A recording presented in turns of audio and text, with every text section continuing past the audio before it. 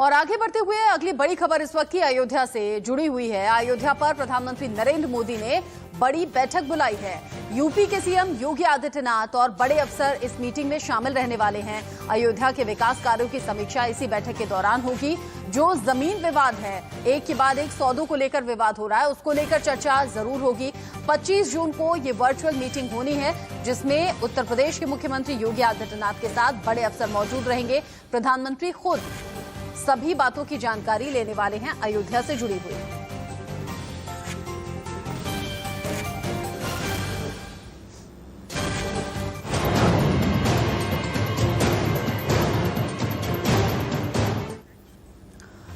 और अब बात नए कानून को लेकर जो चल रही है चर्चा, उसको लेकर करेंगे। आईटीवी नेटवर्क की खबर पर फिर से मोहर लग गई है। यूपी में जनसंख्या नियंत्रण पर कानून लाने की तैयारी अब उत्तर प्रदेश सरकार कर रही है। सबसे पहले आपके अपने चैनल इंडिया न्यूज ने यह खबर दिखाई थी। यूपी में जनसंख्या नियंत्रण पर कानून जल्द ही आने वाला है, ऐसी बात हमने आपको पहले ही बताई थी और अब इस बात पर मोहर लग गई है, इस खबर पर मोहर लगी है। अब यूपी विधि आयोग के चेयरमैन आदित्य मित्तल ने बयान भी दिया है। इसी कानून को लेकर तैयारियां चल रही हैं। यूपी विधि आयोग कानून की सिफारिशें बनाने में आयोग जुटा हुआ है।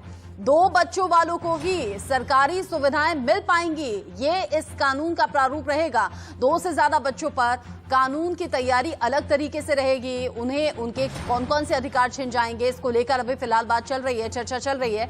2 महीने में विधि आयोग सरकार को ये रिपोर्ट सौंपेगा, जिसमें तमाम बातों का जिक्र होगा। दरअसल उत्तर प्रदेश में जनसंख्या विस्फोट जैसी स्थिति का जिक्र आदित्य मित्तल ने किया है, जो कि राज्य के विधि आयोग चीफ हैं और कह रहे हैं कि सबको अच्छी शिक्षा और अच्छा स्वास्थ्य देना हमारा लक्ष्य है। इसीलिए जो पॉपुलेशन है उस पर कंट्रोल पाना बेहद ज्यादा जरूरी है। इसीलिए 2 बच्चों का कानून होना चाहिए। 2 बच्चे अगर किसी के होते हैं तो वो सरकारी योजनाओं का फायदा ले सकता है, सरकारी सुविधाएं ले सकता है, लेकिन 2 से ज्यादा बच्चे अगर किसी के होते हैं तो फिर वो इन सभी सुविधाओं से महरूम रह जाएगा। ये इस कानून की तैयारी है। अब आपको 4 तस्वीरों के जरिए हम समझाने की कोशिश करेंगे कि कैसे इस कानून को लेकर तैयारियां चल रही हैं। देश मांग कर रहा है जनसंख्या नियंत्रण कानून की, क्योंकि जो पॉपुलेशन है वो बहुत ज्यादा बढ़ रही है और अगर इसी रफ्तार से ये जनसंख्या की रफ्तार बढ़ती रही तो फिर चीन को हम पीछे छोड़ देंगे 2027 तक, ऐसा अनुमान है। असम में इस कानून की तैयारी हो गई है। अगला नंबर उत्तर प्रदेश का है। 2022 में चुनाव भी होने हैं, इसलिए इस कानून को लेकर चर्चा ज्यादा है। अब जब बढ़ती आबादी है तो समस्याएं भी बढ़ रही हैं। फिर चाहे आप कितना भी विकास कर लीजिए, विकास कम ही पड़ जाएगा, क्योंकि जनसंख्या के मुताबिक अब जो रफ्तार है वो धीमी दिखाई देती है। इसीलिए जनसंख्या पर कंट्रोल होना चाहिए, ये विशेषज्ञ कह रहे हैं। अब संसाधनों पर कब तक ये बोझ रहेगा जनसंख्या का, ये भी बड़ा सवाल बना हुआ है। इसीलिए कानून लाकर जनसंख्या पर कंट्रोल पाने की कोशिश हम कह सकते हैं ये सरकार के जरिए हो रही है। यूपी के विधि आयोग के प्रमुख आदित्य मित्तल का जनसंख्या नियंत्रण के नए कानून के प्रस्ताव पर क्या कहना है, आपको सुनना चाहिए। संख्या विस्फोटक स्थिति में होती जा रही है और उसी वजह से सभी प्रकार की समस्याएं पैदा हो रही हैं, चाहे वो अस्पतालों में समस्या हो, चाहे वो खाद्यान्न की समस्या हो, चाहे वो आवास की समस्या हो, और सबसे बड़ी समस्या रोजगार की है। तो हमारा ये मानना है कि जनसंख्या पर नियंत्रण होना चाहिए। मैं ये स्पष्ट कर देना चाहता हूँ कि जनसंख्या नियंत्रण और परिवार नियोजन 2 बातें पूरी तरीके से भिन्न हैं। वर्ष 1975 में संजय गांधी जी ने जबरन परिवार नियोजन की योजना प्रारंभ की थी और उसके बहुत घातक परिणाम हुए। तो हम उत्तर प्रदेश में ऐसा कोई मैसेज नहीं देना चाहते कि हम किसी भी धर्म के विपरीत हैं या हम किसी की मानवीय स्वतंत्रताओं के विपरीत हैं। केवल हमारा ध्यान इस प्रकार है कि जो भी सरकारी संसाधन है, जो भी सरकारी सुविधा है, वो उन लोगों को प्राप्त हो जो जनसंख्या नियंत्रित करने में सहयोगी हैं। इससे पहले असम सरकार राज्य में 2 बच्चों की नीति को लेकर ऐलान कर चुकी है। राज्य के मुख्यमंत्री हेमंत बिस्वा शर्मा ने खुद प्रेस कॉन्फ्रेंस कर ऐलान किया कि राज्य सरकार धीरे धीरे 2 बच्चों की नीति को राज्य में अपनाने जा रही है। नॉर्म्स तो आही जाब बागिचा एसटी और एससी मानुहर क्षेत्र पपुलेशन नॉर्म्स तो नाहे বাকী চৰকাৰৰ পৰা যিকোনো সুবিধা ভৱিষ্যতে ল'লে কিন্তু পপুলেশ্যন নৰ্মছটো আহিয়ে যাব, কাৰণ পপুলেশ্যন পলিচিখন ইতিমধ্যে আৰম্ভ হৈ গ'ল। গতিকে এই লোন ৰেহাই দিয়াৰ ক্ষেত্ৰতো ST টি গাৰ্ডেনক বাদ দি বাকী মহিলাৰ ক্ষেত্ৰত কিবা এটা পপুলেশ্যন নৰ্মছ খাটিব। গাইপতি 5 গৰাকী সন্তানো হ'লেও কথা নাই, প্ৰথমবাৰটো 5, 4 ওপৰত ৰাখিম, 2ত নাহোঁ, অলপ ওপৰত ৰাখিম 5, 4, কিন্তু লাহে লাহে আমি চৰকাৰী সুবিধাবিলাক কিন্তু 2টা সন্তানলৈকে আমি নমাই আনিম। সেইটো ইয়াৰ লগত লিংক নাই। জেনেৰেলি এইটো আপোনালোকে মোৰ এটা এনাউন্সমেণ্ট বুলিয়ে ভাবিব পাৰে যে গ্ৰেজুৱেলি চৰকাৰৰ যিটো বোলে অৰুণোদয় তাত পপুলেশ্যন নৰ্মছ আহিব, বোলে আমি চৰকাৰে প্ৰধানমন্ত্ৰী আৱাস যোজনাৰ বাহিৰত মুখ্যমন্ত্ৰী আৱাস যোজনা কৰিছে, পপুলেশ্যন নৰ্মছ আহিব লাহে লাহে, একেকোবে নাহে, কিন্তু লাহে লাহে আমি পপুলেশ্যন নৰ্মছ আনিম। প্ৰথম হয়তো असम के बाद उत्तर प्रदेश में भी इस कानून को लागू करने की तैयारी हो रही है और 2022 में उत्तर प्रदेश में चुनाव भी हैं, इसलिए चुनाव से जोड़कर इस योजना को, इस तैयारी को देखा जा रहा है। हमारे साथ मेहमानों का पैनल धीरे धीरे जुड़ता रहेगा, उनसे हम बात करेंगे। बीजेपी के यासिर जिलानी साहब हमारे साथ जुड़ेंगे, अंबर जैदी मुस्लिम एक्टिविस्ट हैं हमारे साथ जुड़ेंगी, डॉक्टर अजीज खान जो कि प्रवक्ता हैं समाजवादी पार्टी से, वो हमारे साथ जुड़ गए हैं। इस बीच मौलाना मुफ्ती मंजूर मुस्लिम स्कॉलर भी हमारे साथ जुड़ेंगे। सबसे पहले डॉक्टर अजीज खान, आप ही से मेरा सवाल है, अगर 2 बच्चों वाला कानून आता है, कोई आपत्ति तो नहीं होनी चाहिए? देखिए रचना जी, बड़ा गंभीर इशू है ये जो आज उठाया गया है, बहुत गंभीर इशू है और ये राष्ट्रीय समस्या है। ये कोई उत्तर प्रदेश की समस्या नहीं है या असम की समस्या नहीं है। बिल्कुल। सवाल इस बात का है कि 7 साल से लगातार बीजेपी केंद्र सरकार में शासन कर रही है, इस पर मसौदा क्यों नहीं तैयार किया गया, संसद में बिल क्यों नहीं पारित किया गया, इस पर बहस क्यों नहीं हुआ, ये बहुत बड़ा इशू है। दूसरी बात, आज उत्तर प्रदेश में जब 4.5 साल सरकार बिता चुकी है, 6 महीने बचे हैं, कोरोना जैसी महामारी बड़े स्तर पर हुई और सरकार उस पर फेल्योर रही, दवा नहीं दे पाई, बेड नहीं दे पाई, ऑक्सीजन नहीं दे पाई। तीसरी लहर बहुत जोर शोर से आने की तैयारी में है, डॉक्टर्स ने चेतावनी दे दी है। तो उसकी तैयारी करने के बजाय आज इस तरीके की बयानबाजी कहीं न कहीं ये जनता के साथ धोखा है।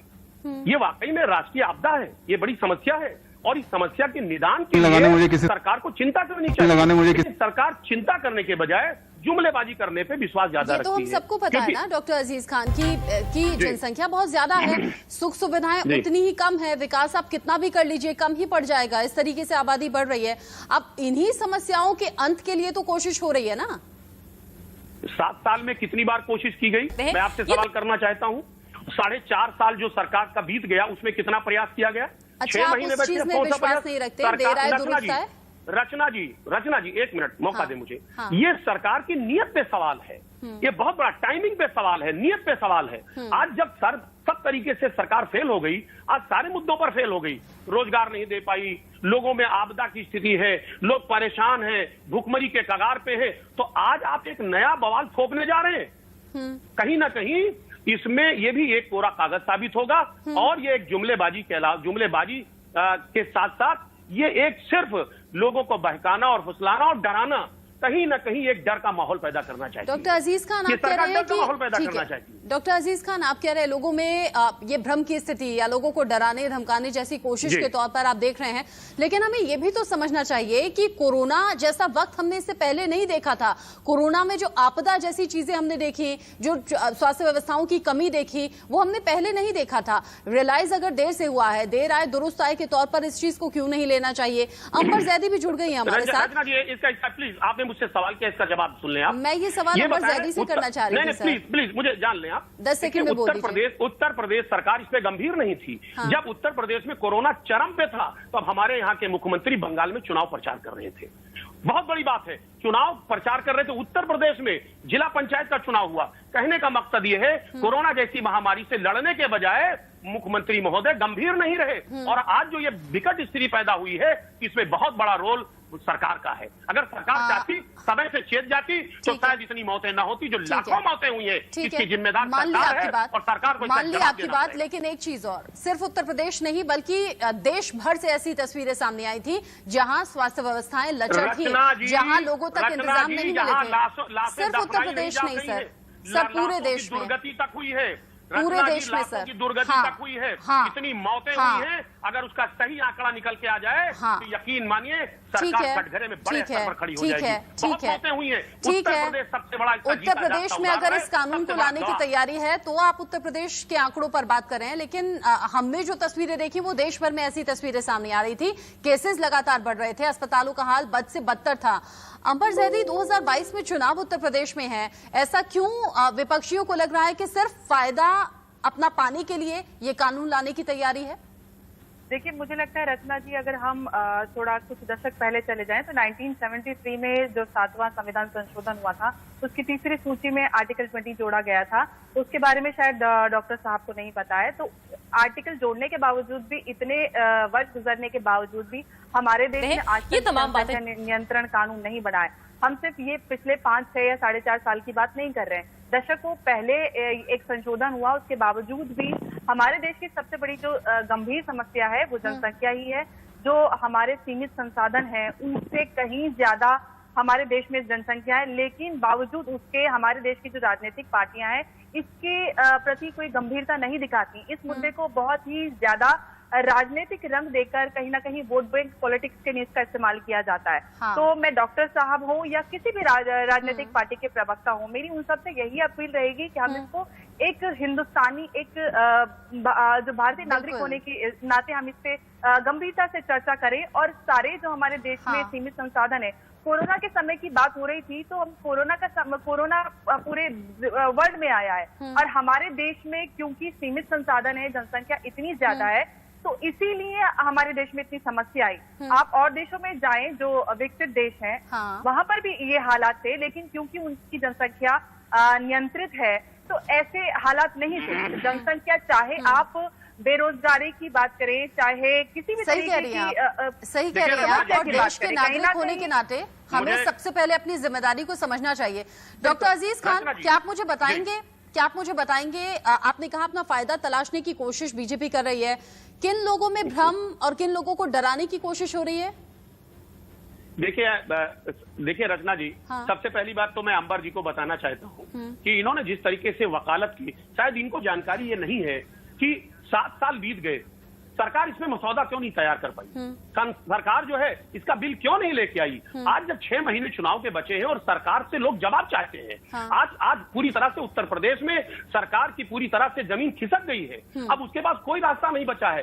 अब डरा के, धमका करके, लोगों को प्रताड़ित करके कहीं ना कहीं एक माहौल खड़ा करने का प्रयास है। हम गंभीर है, हम जानते हैं प्रताड़ित कैसे हो जाएंगे, लेकिन राष्ट्रीय आपदा है सर। अगर 2 बच्चों के लिए कहा जाए तो प्रताड़ित कैसे हो जाएंगे सर? कैसी सरकार गंभीर क्यों नहीं?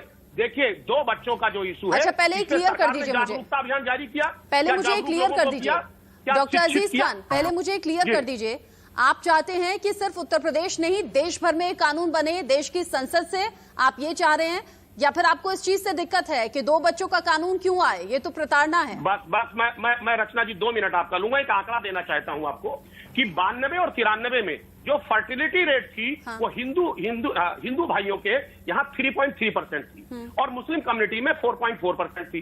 यही 15-16 में जब आया, यानी एक लंबे वक्त के बाद जब शिक्षा का प्रचार प्रसार हुआ, शिक्षा बढ़ा, आप इस बात को देखें, हिंदू भाइयों में फर्टिलिटी रेट कम हो गई 2.13 और उसी रेशियो में मुस्लिम में 2.59 हो गई। यानी जब मुसलमान शिक्षित हुआ, मुस्लिम कम्युनिटी शिक्षित हुआ तो फर्टिलिटी रेट ऑटोमेटिक डाउन हो गया और बड़े स्तर पर, बहुत बड़े स्तर पर गिरा। तो जब सरकार को आज शिक्षा मुहैया कराना चाहिए, सरकार जो है शिक्षित करे, लोगों को पढ़ाए और उनको जागरूक करे। उत्तर प्रदेश की जनसंख्या कितनी ज्यादा है? आपकी सरकार थी, कितने लोगों को जागरूक किया सर?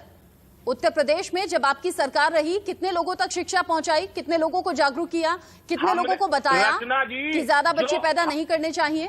देखिए रचना जी, हमने हर तरीके के जागरूकता और हर तरीके का विकास किया, बहुत बड़ा विकास किया।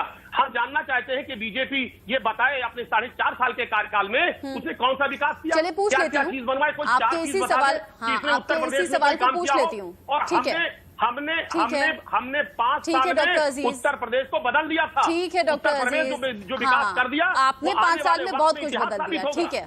ठीक है, अब जी। उनसे भी पूछ लेते हैं ना। यासिर जिलानी जी जुड़ गए हैं हमारे साथ, बीजेपी के प्रवक्ता हैं। यासिर जिलानी जी, पहले तो मुझे बताइए, 2 महीने में अगर आयोग रिपोर्ट सौंपेगा, ये कानून लागू कब से हो जाएगा, एक अनुमान आइडिया दीजिएगा। और ऐसा विपक्षियों को क्यों लग रहा है कि इससे तो लोग प्रताड़ित हो जाएंगे, इससे लोग परेशान हो जाएंगे, अचानक आप कानून लागू करेंगे, पहले लोगों को जागरूक नहीं किया? नहीं, देखिए, ये जो पूरा का पूरा मसौदा है, जो लॉ कमीशन है, वो बहुत पहले से तैयार कर रहा है और लोगों को इस बात की जानकारी है। हाँ। और जिस तरीके से हमारे पास आबादी बढ़ रही है, सीमित संसाधन है, आवाज कुछ इको कर रही है मुझे, आ रही है आपको? नहीं, आपकी आवाज बिल्कुल ठीक आ रही है मुझे।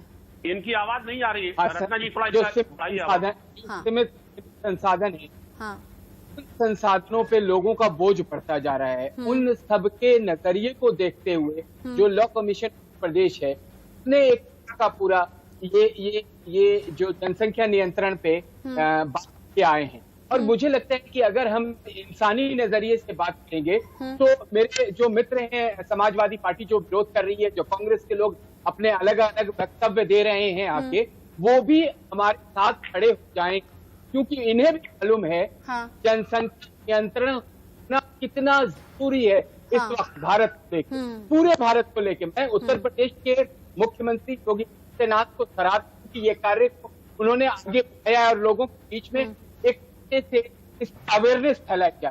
और मुझे लगता है कि समाज का कोई भी वक्त इसके अगेंस्ट जाएगा। अगर समाजवादी पार्टी, कांग्रेस पार्टी और वहां की विपक्ष में जो 1-2 और दल है, बसपा, अगर ये अपनी राजनीति वोट बैंक की नहीं करेंगी तो ये एक बेहद शानदार कार्य इसको होना चाहिए।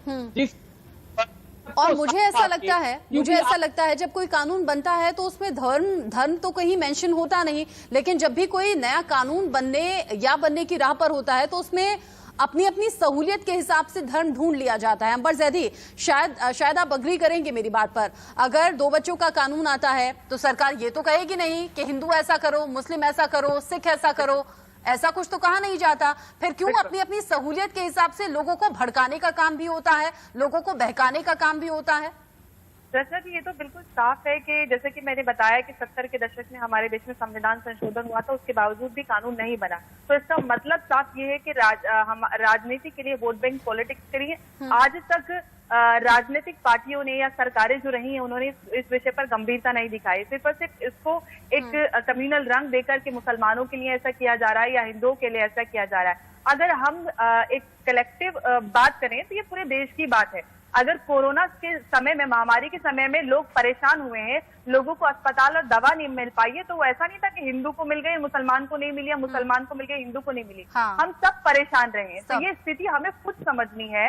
और डॉक्टर साहब बात कर रहे थे कि सरकार क्यों इतनी गंभीर नहीं है। उनकी सरकार रही थी, उनकी सरकार ने तो शायद इस पर चर्चा भी नहीं की, क्योंकि वो अपनी वोट बैंक पॉलिटिक्स के लिए इस मुद्दे को छूना भी नहीं चाहते हैं।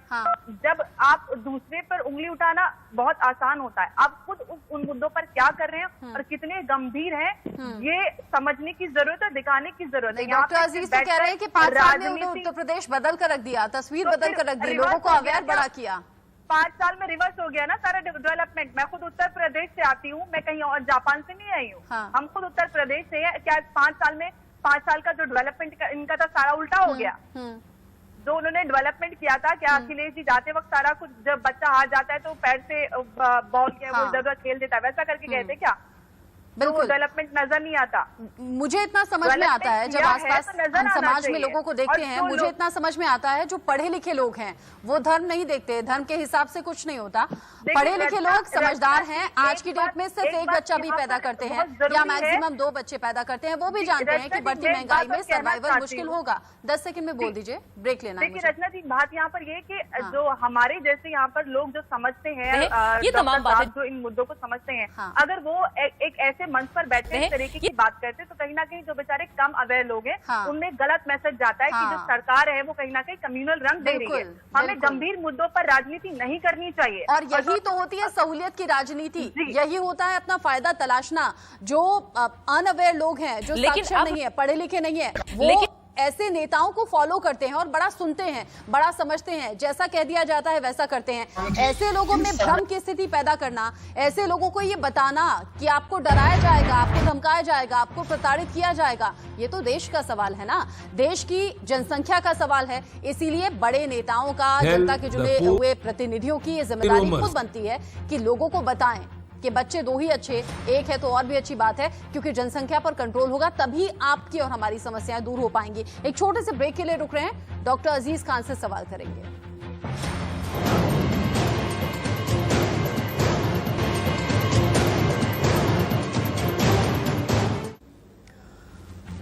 असम के बाद अब उत्तर प्रदेश में कानून लागू करने की तैयारी हो रही है कि हम दो, हमारे दो ही होने चाहिए, दो बच्चे अच्छे रहेंगे, दो से ज्यादा अगर बच्चे हैं तो फिर वो सरकारी योजनाओं की सुविधा पा नहीं पाएंगे और कई और प्रावधान की तैयारी इस रिपोर्ट में हो रही है जो 2 महीने बाद उत्तर प्रदेश सरकार को सौंपी जानी है।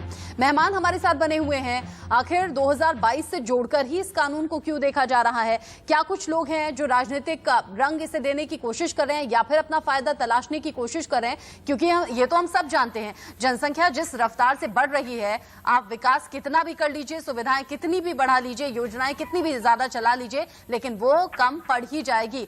प्रेम कुमार जी इस बीच राजनीतिक विश्लेषक के तौर पर हमारे साथ जुड़ गए हैं, उनसे भी रिएक्शन हमें लेना चाहिए। बाकी 3 मेहमान हमारे साथ बने हुए हैं, यासिर जलानी, अंबर जैदी और डॉक्टर अजीज खान। प्रेम कुमार जी, अगर उत्तर प्रदेश में 2 बच्चों के कानून को लाने की तैयारी है, इससे आपत्ति तो किसी को नहीं होनी चाहिए और सबसे पहले इसमें धर्म तलाशना छोड़ना चाहिए। देखिए, निश्चित रूप से जनसंख्या नियंत्रण जो है हमारे देश में लंबे समय से चल रहा है, बिना ऐसा कानून बनाए हुए अवेयरनेस के तहत चल रहा है और इसका नतीजा ये निकला है कि जो 1950 में हमारे देश में एक महिला औसतन 6 से ज्यादा बच्चे पैदा कर रही थी, वो आज 2.2 पर आ गया है और रिप्लेसमेंट रेट जो है फर्टिलिटी का वो 2.1 होता है। और जब हम इस लक्ष्य को पा चुके हैं तो अब हमारे लिए सबसे अहम सवाल है कि क्या देश को जनसंख्या नियंत्रण के लिए ऐसे कानून, जनसंख्या नियंत्रण की जरूरत है क्या? क्योंकि अगर हम जनसंख्या नियंत्रण के लिए नया कानून अभी लाते हैं तो जो जनसंख्या नियंत्रण कंट्रोल होता हुआ हम उस स्तर पर आए हैं रिप्लेसमेंट रेट पर, ये निगेटिव हो जाएगा। और निगेटिव होने का मतलब यह है कि 2.1 से नीचे होना।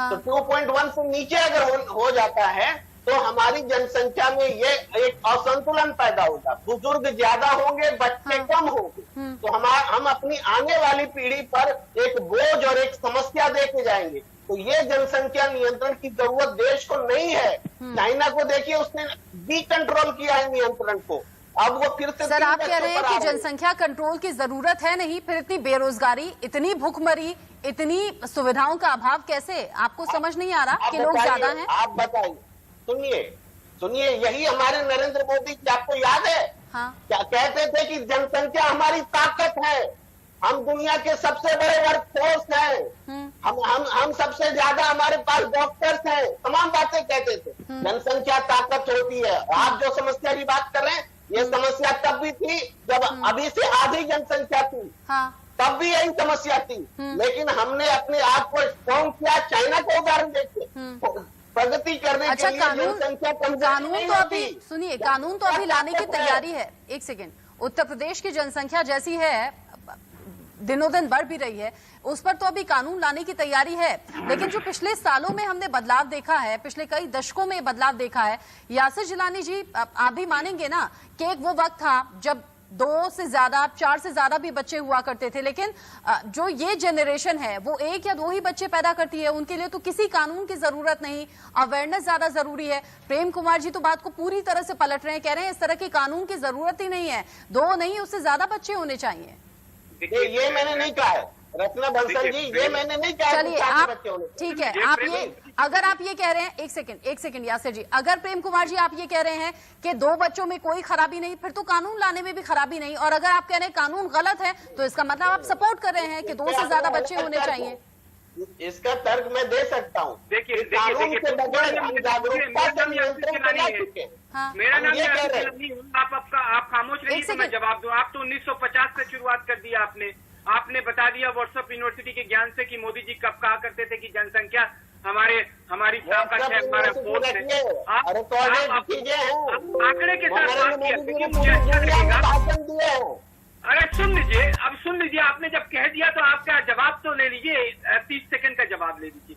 देखिए मैं आपको बताऊं, इस वक्त हमारा जो लॉ कमीशन है उत्तर प्रदेश का, उसने 2 महीने के अंदर रिपोर्ट देनी है, और जिस रिपोर्ट में लोगों को और आपके सूत्रों से भी जो चीजें बताई जा रही हैं कि जो हालात है जनसंख्या की, खास करके उत्तर प्रदेश में हमारे भारत के, विस्फोटक स्थिति है। विस्फोटक, इसको समझ रहे हैं, समझने की कोशिश नहीं कर रहे हैं प्रेम कुमार। सीमित संसाधन है, हमारी बेरोजगारी का आंकड़ा कितना बड़ा हो चुका है, हमारे यहाँ स्वास्थ्य की जो व्यवस्था है पर एक इंसान के ऊपर उसकी क्या अरे प्रेम कुमार जी, आप कैसी बात कह रहे हैं? शासन की कमजोरी कैसे हो जाएगी जब अस्पताल में लोग तड़प रहे थे? देखा जा रहा था क्या? सर कैसी बात कर रहे हैं आप? सीमित संसाधन है, ये हम सब जानते हैं। विकासशील देश है हम, विकसित देश नहीं है, ये बात समझनी होगी। लोगों को भड़काना या बहकाना बंद कीजिए। अंबर जैदी, ऐसी कई मुस्लिम फैमिलीज को आप भी, यासिर जी 10 सेकंड में बोल दीजिए, 10 सेकंड में बोल दीजिए। मुझे मौका दें, आप सब लोग बोल चुके हैं, मुझे मौका दें। लोगों की प्रॉब्लम ये है क्योंकि ये चाहते भी हैं कि जनसंख्या नियंत्रण कंट्रोल हो, लेकिन इनके पास एक बहुत बड़ी जो इनके वोट बैंक की नजर है, जो जिस तुष्टीकरण की राजनीति के ये प्रकाष्ठा पे काम करते हैं, उससे ये डर रहे हैं। इन्हें भी मालूम है। मैं अभी तक किसी भी अखिलेश यादव का बयान इसको लेके इसलिए नहीं आ रहा है कि उन्हें मालूम है कि एक वर्ग उनके साथ अलग हो जाएगा, और उन्हें मालूम है कि अगर हमें स्वास्थ्य की व्यवस्था ठीक करनी है, हमें शिक्षा की व्यवस्था ठीक करनी है, हमें अपने आप को मजबूत बनाना है, तो जनसंख्या कम होनी चाहिए। आपने बहुत अच्छी बात कही, मुझे मौका देंगे प्लीज। पीढ़ी के लोग हैं, जो नौजवान हैं, समझ गई मैं आपकी बात, मैं समझ गई आपकी बात। डॉक्टर अजीज आ रही हूँ आपके पास, लेकिन ठीक है, हाँ, जो पढ़े लिखे लोग हैं, जो आज की जनरेशन है, वो समझती है कि घर का बजट बिगड़ सकता है अगर बच्चे 2 से ज्यादा हैं, महंगाई बहुत ज्यादा है। अंबर जैदी, आप भी ऐसी कई फैमिलीज को जानती होंगी। इसे हिंदू मुस्लिम में बांटना आज के वक्त में गलत होगा।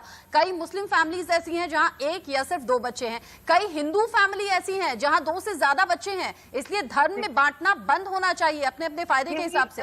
रचना जी, मैं यही मुद्दा उठाना चाह रही थी, क्योंकि यहाँ पर बैठे कई लोगों ने कहा कि ऑलरेडी जो फर्टिलिटी रेट है वो कैसे कैसे कम हो गया पूरा।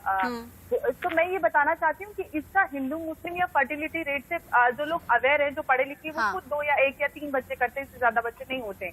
लेकिन हम उन लोगों में जाए जिनके बीच में काम करती हूँ, उनके लिए बच्चा मतलब एक मजदूर, एक हाथ जो पैसे कमाएगा। बच्चा होश संभालता भी नहीं है, जो वो बच्चे को काम पे लगा देते हैं। तो उनके लिए बच्चा एक मजदूर होता है, एक 2 हाथ होता है जो उनके लिए पैसे कमाता है। तो वो बच्चे इसीलिए पैदा करते हैं ताकि वो ज्यादा से ज्यादा मजदूरी और पैसा कमा सके। तो ये कानून उनके लिए, ताकि जो लोग बिना सोचे समझे बच्चे पैदा करते हैं, आप गांव की नहीं, आप दिल्ली में देख लीजिए। दिल्ली में मैं जहाँ पे बहुत सारे ऐसे एरिया जहाँ पे मैं काम करती हूँ, मैं आपको ले चलती हूँ, इतने सारे लोग बच्चे पैदा करते हैं। उनसे पूछा जाता है कि आपकी इतने हालात नहीं है, आप इतने बच्चों को नहीं संभाल सकते, तो क्यों बच्चे कहते हैं कि देखिए मैडम जी, अगर हमारा बच्चा होगा तो वो लेके आएगा ना, रोटी कमाएगा या भीख मांगेगा। उनकी प्रायोरिटी ये नहीं होती कि बच्चों को पढ़ाना है, उन्हें शिक्षित करना है, उन्हें काबिल बनाना है, क्योंकि सुविधाएं ऐसी है नहीं, क्योंकि घर का बजट अलाउ नहीं करता। घर की स्थिति ये कहती है कि ज्यादा बच्चे पैदा करो ताकि ज्यादा कमाई के हाथ हो। डॉक्टर अजीज खान, आप ही से पूछ रही हूँ। डॉक्टर अजीज खान, आज गरीब से गरीब फैमिली भी ये चाहती है कि उसका बच्चा पढ़ लिख कर कामयाब हो जाए, कोई नौकरी करे, पैसा कमाए। आजकल धर्म में मत बांटिए इस चीज को कि 2 बच्चे हैं या 2 बच्चे से ज्यादा हैं। आप लोगों को भी इनिशिएटिव लेना चाहिए ताकि देश की स्थिति बेहतर हो। देखिए रत्ना जी, मेरा 2-3 सवाल है और प्लीज उसको गंभीरता से सुना जाए। बहुत नेशनल इशू है, बड़ा मामला है। हम जानना चाहें, प्रेम कुमार जी बैठे हैं, इनके पास कितने बच्चे हैं? प्रेम कुमार जी, आपके पास कितने बच्चे हैं? पिछली जनरेशन की बात मत कीजिए नहीं, सर, नहीं, आज की प्लीज, जनरेशन प्लीज, की बात मुझे मौका कीजिए। दें। ये तो पर्सनल रचना सवाल जी, हो गया मैं डॉक्टर सर, ये तो पर्सनल सवाल हो गया। आप मुझे डॉक्टर मौका अजीज दें। खान का रचना पर्सनल जी, सवाल हो रचना गया। जी, मुझे मौका अभी दीजिए। आपका जल्दी ये तरीका नहीं है। अगर ये चिल्ला चिल्ला के बात करेंगे कोई तरीका नहीं है ये। अगर आप आपस में तरीका लड़ेंगे नहीं है। टाइम खत्म हो जाएगा। डॉक्टर अजीज, बात करने आप दीजिए। तब से शिकायत आप कर रहे थे, कह रहे बोलने हैं का कि मौका आप नहीं दिया। राजनीतिक मंच नहीं डॉक्टर है। अजीज खान 30 सेकंड आप ही बचे बोलते हैं। रहें जो डॉक्टर अजीज खान मुझे बोलिए। मौका दें। डॉक्टर प्लीज, अजीज मुझे खान मौका 30 दें। सेकंड बचे हैं, बोलिए। बस हम कहना सिर्फ ये जा रहे हैं कि अवेयरनेस की जरूरत ज्यादा है। जो पढ़ा लिखा कौम है, जो पढ़ा लिखा समाज है, जो पढ़े लिखे लोग हैं, हाँ। वो बच्चे कम पैदा कर रहे हैं।